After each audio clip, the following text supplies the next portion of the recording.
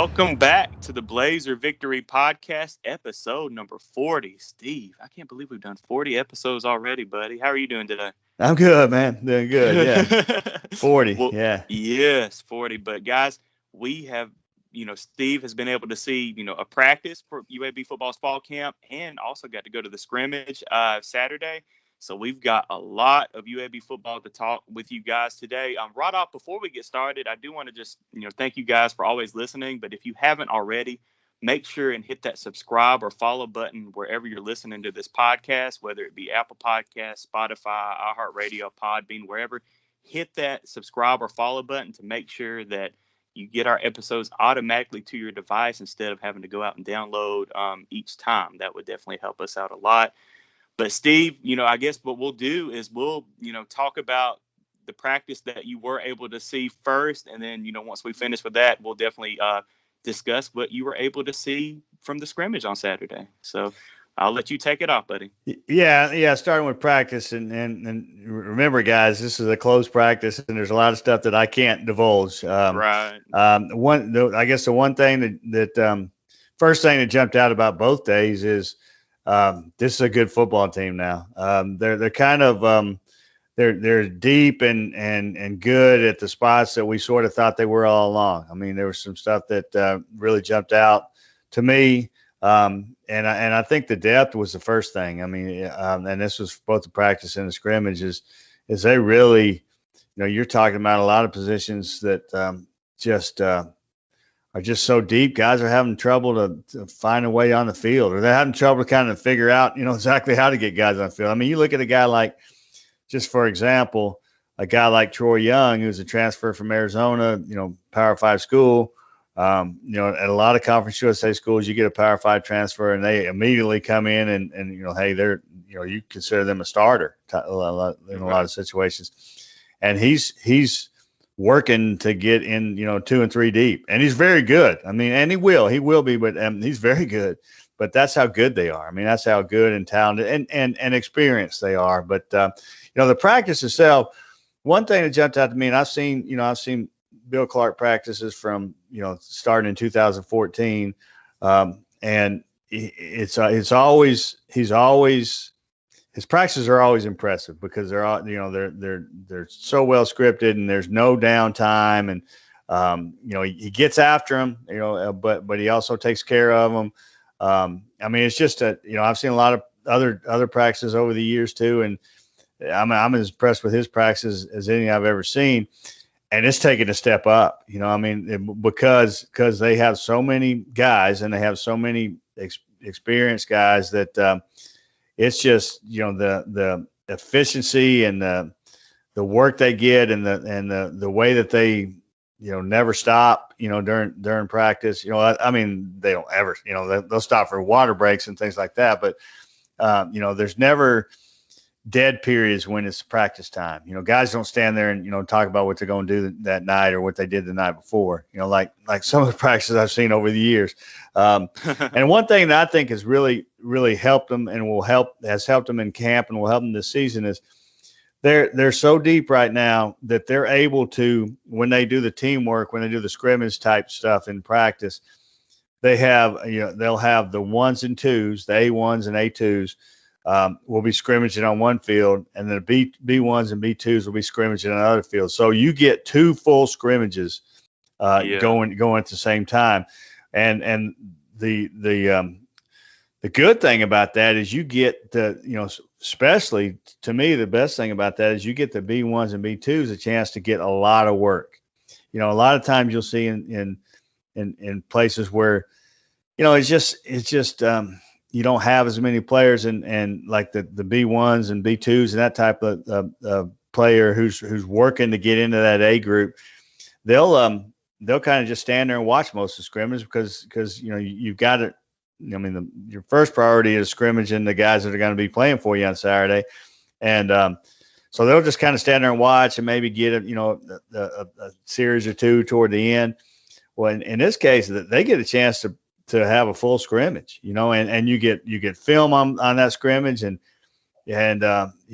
to me, that's huge. I mean, that is huge. And me, that's why you've seen so much development in some of these guys they're pushing, guys that are pushing to be in the A's, and maybe even got to work their way up into the A's, because they, and these young kids have really had a chance to get a lot of snaps and a lot of reps and a lot of coaching. And so I just think that it's just, I mean, it was impressive. I mean, to watch that. And I think there's a lot of young guys that partly because of that might not necessarily get their chance this year. Like I look at three of the linebackers, the two the true freshman linebackers, Kybo Jamerson and Charles Daniels from Texas, and then Tamaris Brown, who was there last year but has hurt a lot of the year from Memphis as an inside linebacker.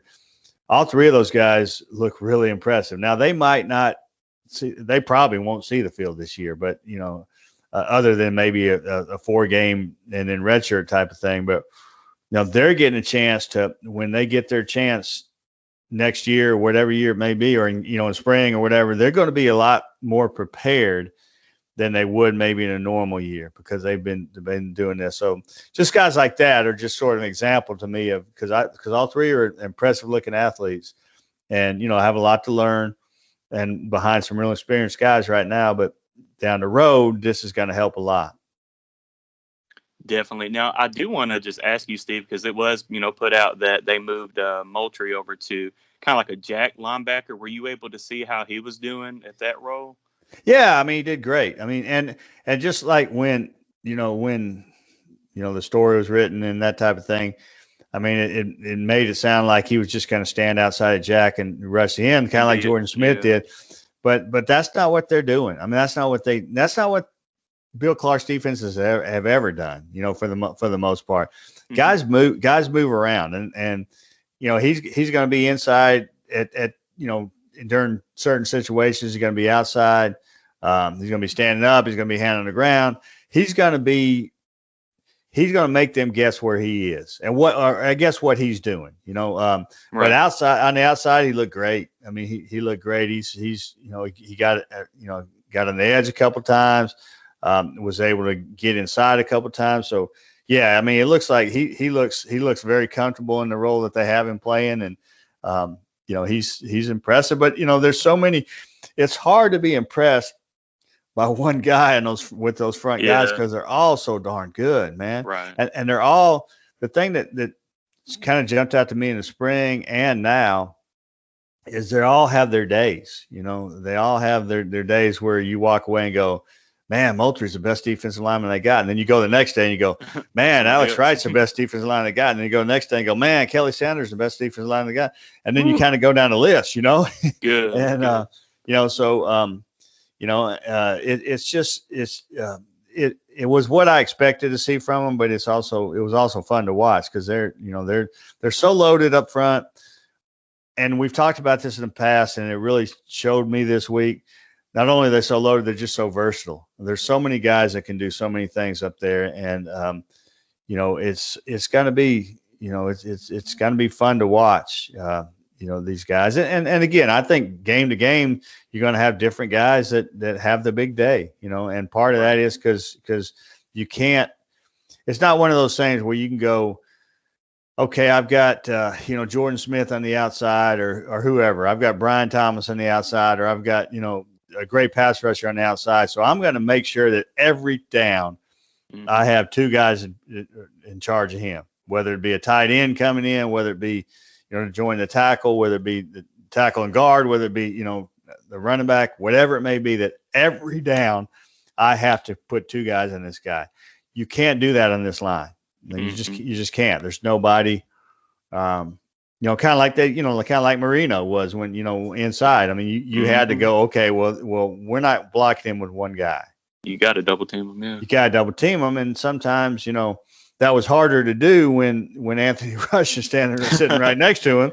Right. And that's kind of what's going on here. Is it's hard to pick out one guy and go, okay, well, we've got to and that's hard. It's impossible to pick out one guy and go, okay, we've got to make sure that this guy doesn't beat us, and hope the other guys, hope we can handle the other guys. You've got to you you can't pick that. I mean, so that's what's good about this, and that's what's going to be fun about it. And the other thing that I noticed in practice was just the competition to stay on the field or get on the field. You know, I mean, you can't take a play off, you know, because if you take a play off, you know, if Kelly Sanders takes a play off, then, you know, Moultrie or, you know, somebody else is behind him. You might lose your spot. Yeah. So you can't take a play off, and that's made them better, you know, and it will continue to make them better. Definitely. Yeah. Competition is a great thing. Steve, I know you can't really go into specifics, but can you talk a little bit about the multiple formations that you saw the defense during practice use?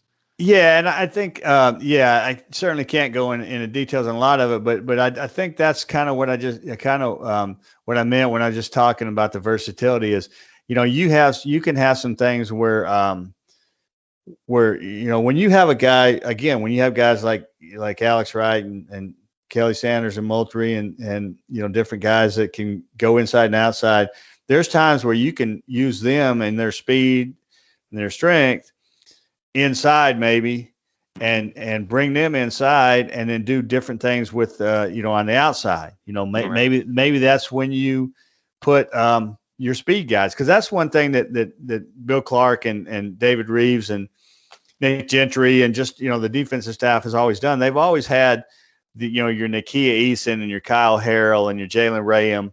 Raham's inside now, but I mean, you've always had a guy packages where you put some just pure speed guys out there. You know, now they've had the advantage of having some guys like Jordan Smith who have strength and speed, and you know, but you know, they've always had those packages where you know, you just get some guys, that smaller guys out there that you just try to get pure speed on. So I mean, I think you can do a lot of that. And the other thing you can do a lot of is that I think you'll see a lot of is the secondary, you know, particularly the safeties and star linebacker are so versatile that you can have times where you can move you know, Damon Miller or Damian Miller or of course Damian Miller's playing star now, but or Chris Mole or, you know, guys like that, you can actually move maybe into a linebacker situation almost, and then have another DB out there. So really you have an extra DB, but you also have a guy that's good enough to play, I mean, physical enough to play a play or two at linebacker. And obviously Mole could play a lot of plays at inside linebacker, but you just have that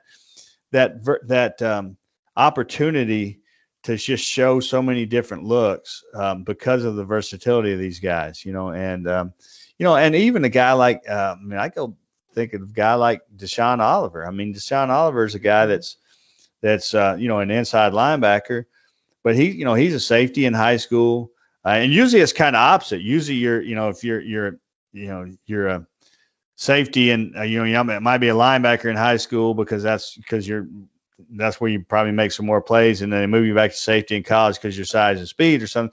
Right. But he went the opposite. He was safety and became a linebacker, and so even him, you know, even a guy like that, you know, it's almost like having you know, a safety type guy in there, you know, during certain packages. So I just think that what they're doing and what they can do are you know, really so.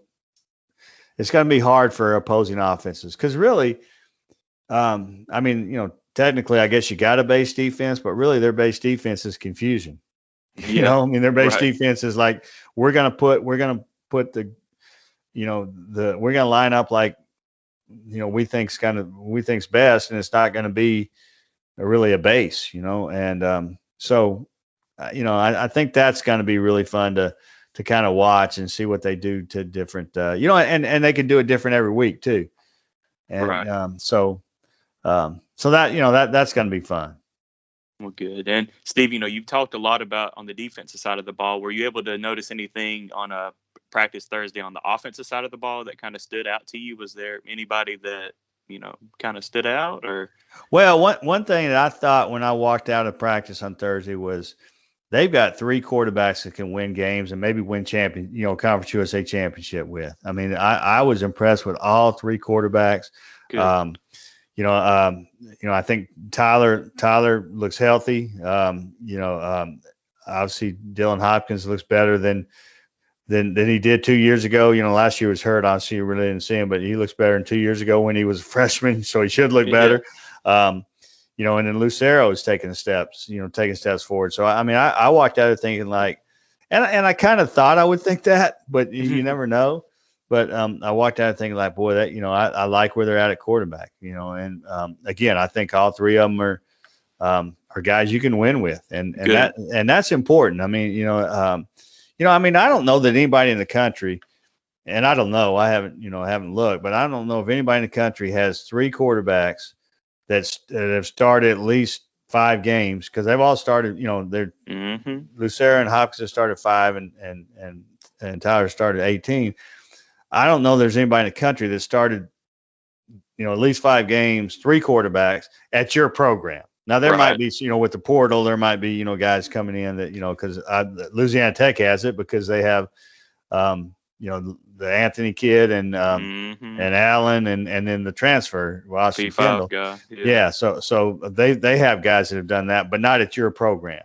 Right. That jumped out to me. I tell you, the other thing that I really loved watching Thursday was, man, I like the receivers. I mean, there's I thought Tawan Palmer, other than the guy, I'm not talking about the guys that we already kind of knew about here, but Tawan Palmer's first chance to see him, and I thought he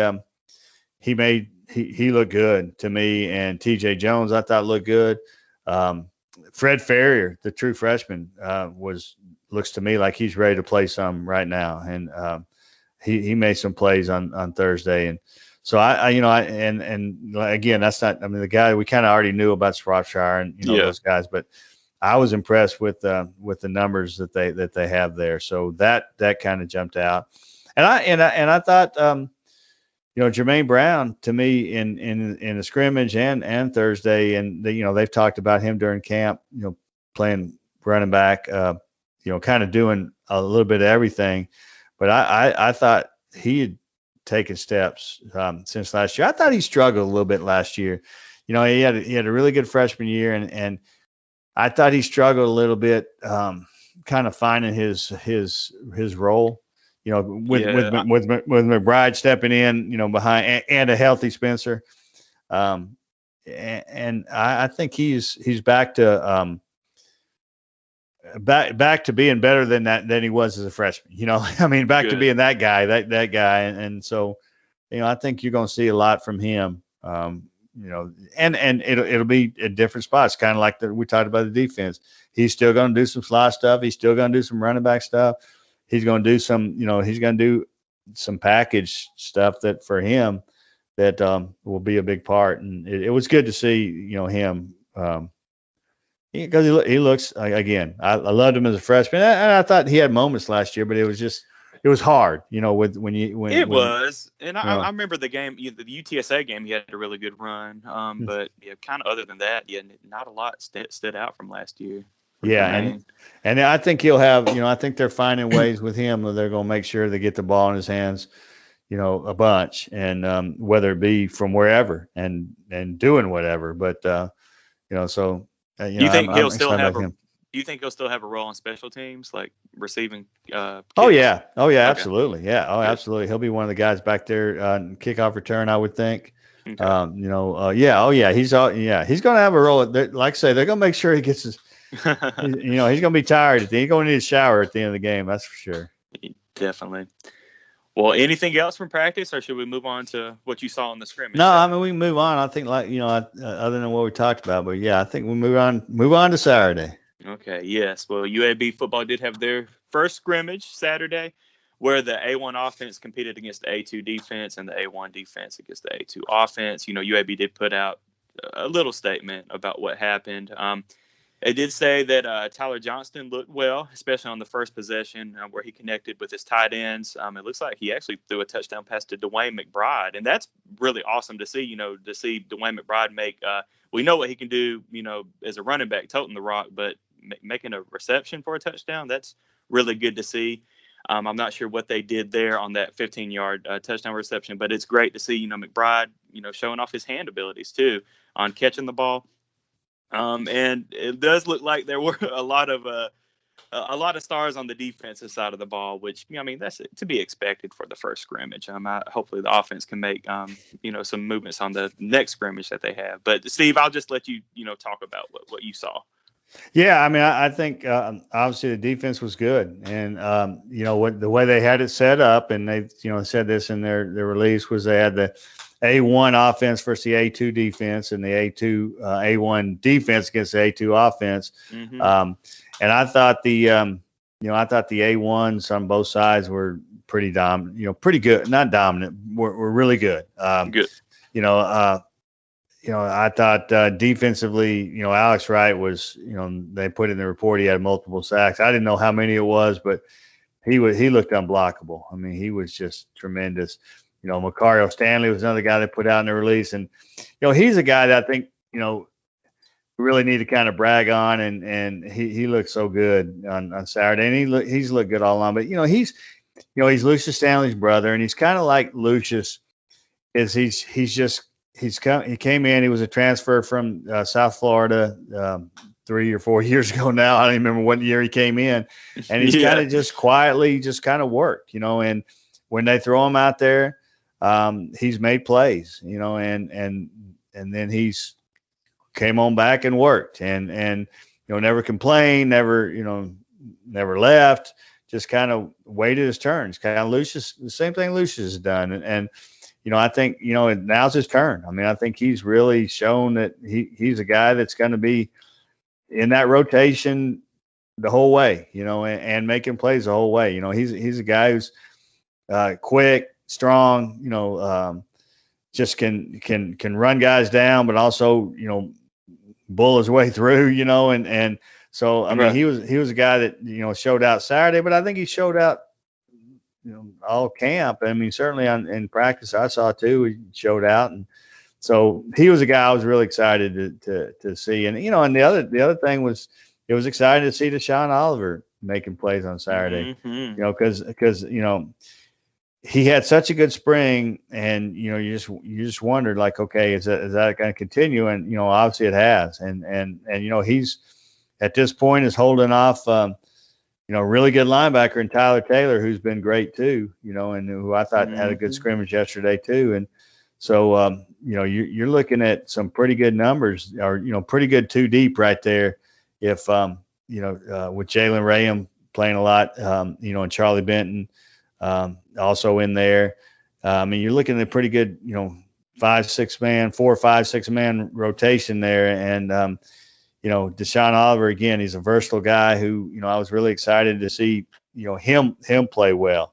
And just defensively, all day, Keandre Swoops continues to he's stepped in right away and has always made plays. And, he's playing the star linebacker now. And, right. He's a guy that, he's fighting for that. He is an A1 right now, and he's fighting for that, stay in that spot, and Will Bowler, I'm telling you, Will Bowler is as good a safety as in this conference. I know there's some great safeties. This guy, Rashad Wisdom's one of the best in the country at UTSA.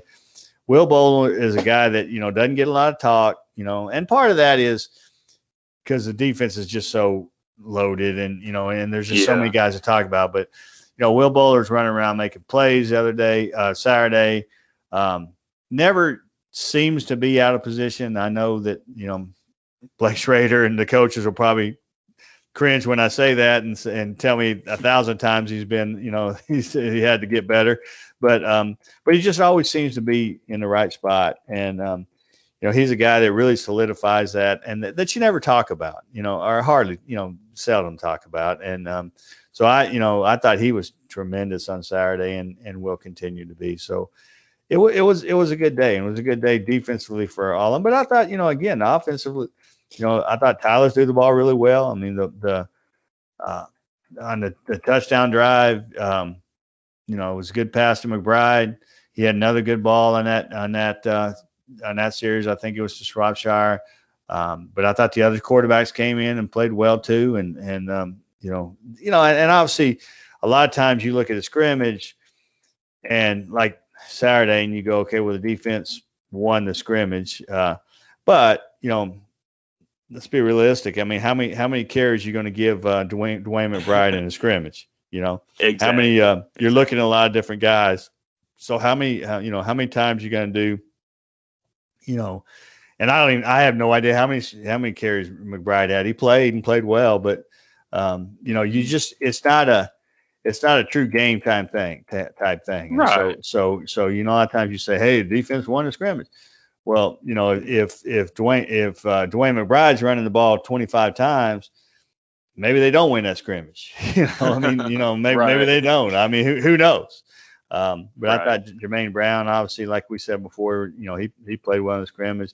And on a guy they mentioned on the receivers, I think we need to talk about a little bit too is that I thought played well and has really played well. Has become part of this is AJ Davis. He played a little bit last year, didn't really do anything, but he played. But so he got some time on, and then he missed the spring with injury, and so you sort of forgot about him a little bit. I did, sort of forgot about him a little bit, and he's really solidified himself in that rotation now too. He's really played well this fall camp, from what I understand, and did some things Saturday. So I think he's a guy that is in that mix too. And I tell you, Rajay Johnson-Sanders, in both times I saw him this week, made some plays where you go, that's what we need him to do. The physical sort of catches. Yeah. Yes. And I really think, I know there's been a couple practice reports that Ted Feely put out where he mentioned him that, praised him. And I think he's had a really solid camp so far. And I'm excited about what he's doing. Cause obviously we've all waited on it. And he's waited on it, and I'm sure he's frustrated over some stuff and wasn't in great shape coming in because he was coming off an Achilles but there was a couple moments in that scrimmage that day where I went, oh my goodness, where's that been? Or let's keep that. He, I will say this, he made I can't obviously talk about too many plays, but he made a tremendous catch on a ball in like the corner of the end zone where he went up and had two guys on him, and he physical went up and they just knocked him out of bounds. And in fact, if you had a replay, I'm not convinced he might not have got one of his feet down. Got it. But they called him out, and he probably was out, but it was close. But the catch itself was just tremendous. So. And just a tremendous physical catch with two guys, great coverage, and I will say this too. I forgot this on the defense while I'm thinking that, because one of these guys was in on that coverage.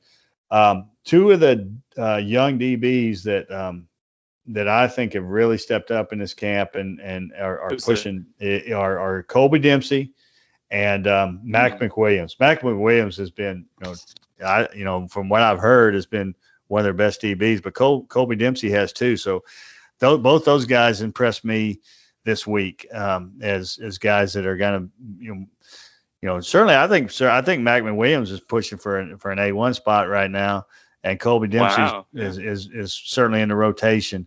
What will happen when it starts, I don't know. I mean, and that's what's cool about this is you just never know. There's so many guys there, and I'm not. We talk a lot about A1. I just talked about A1, but I'm not a big believer in that if you're not A1, you're not, you're not important. I think they're going to play so many guys. It doesn't matter where who goes out there first.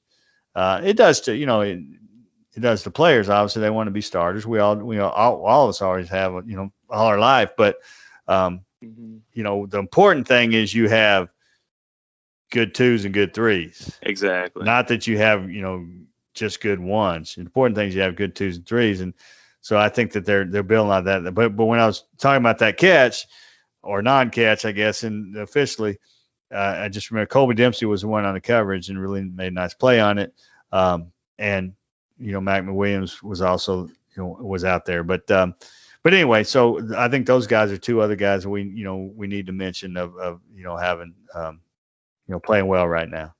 Definitely. And that kind of goes back to a previous episode that we did, Steve, where we talked about, especially in the secondary that, if one of those quote A1 guys, if they're struggling and getting picked on, hey, next guy just come in and help out. If you need, I think we talked about who did we talk about? Somebody not being as physical. Well, was it Starling? It was a New Orleans Bowl where Starling Thomas was struggling with the big physical receiver that had a couple touchdowns.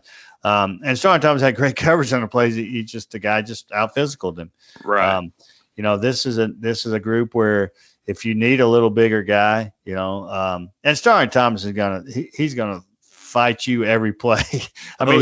Starling Thomas is one of those guys who's whatever he is, 5'9", 5'10", whatever he is, and he thinks he's 6'9". He's one of those guys that he's gonna play big. But sometimes you'll need a guy that's a little more physical. You just do sometimes, and so that's what they're gonna have. They're gonna have kind of that option. And I think offensively too. One other thing is. I think they're playing well up front like we expected. Good. The same group up front, but I think one good thing that's come out of it, and we kind of expected this is, I think the second group is pretty good, is good too. Guys that the first group we know about, and it's the same guys, and those 7 guys, so there's a lot of guys for up front. But, Trey Podolsky at tackle, Keyshawn Brown on the other side tackle, Quincy McGee, of course, Reichert or Jermaine or Andrew Smith, depending on, who's starting, are very good at that spot. And at the center spot and a second center. And then, I don't know who will play the other guard. Maybe Eli Ritchie is a guy that I think, true freshman, I think's turned some heads a little bit. I don't expect him to really see, as a true freshman, just because you have so many guys, but you never know. Because that's where you'll put Jacoby Jones if you need another guard. But I think, I think the point is, I think you have some guys that have really stepped in and have shown their quality, not just guessing they're going to be quality backups. I've shown their quality backups. Definitely. I'm looking over the press release just to make sure we didn't miss anything. It looks like we did have a few interceptions in the scrimmage, of course.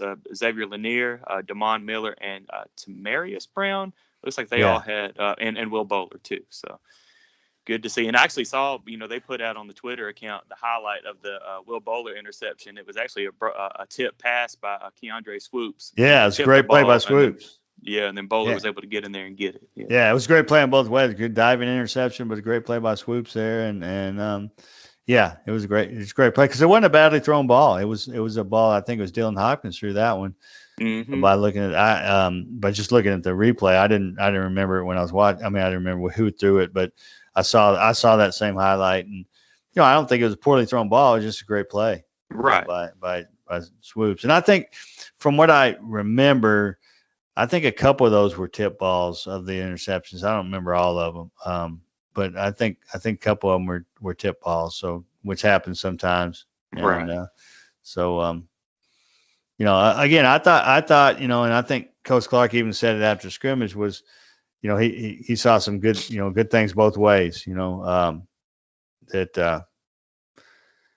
think what he said, hey, let's both be great. And, I think you got to be excited, after I watched that day, I'm excited about both things. And again, in a scrimmage, it's hard sometimes to gauge just because you don't do as much different thing. You don't do some things, right. Guys don't play as much because what they can do. I think that, and I think you see more of that on offense than you do defense. I think, especially now, for UAB, because I think with all the guys playing so many different roles, they pretty much have to be out there in different situations, just to kind of learn, and that type of thing. So, but it was a good day. There was, again, there's not a lot, there's some things I can't talk about, but I walked away feeling from both days I was at, both days I viewed this week, I walked away feeling like, hey, I feel good about this team where they're at right now. Got a lot of work to do. Obviously, everybody in the country does right now. This, nobody in the country is ready to play right now. No. But I like where this group's at right now, and I like what they're doing with them, and they got to continue to grow. Definitely. Well, guys, we're about 2.5 weeks out from that Jacksonville State game down in Montgomery. Definitely excited to get there. It'll be here before we know it. But setting the show up for you guys, what we're going to do is expect at least one more fall camp update episode before we get into our Jacksonville State game preview episode. But once again, if you're not subscribed to us on a podcast platform, make sure you are, whether that's Apple Podcasts, Spotify, Podbean, wherever. Make sure you're subscribed to us, and also give us a follow on Twitter at twitter.com/BlazerPod. But on that note, guys, we'll be back soon to give you another update episode. But as always, go Blazers.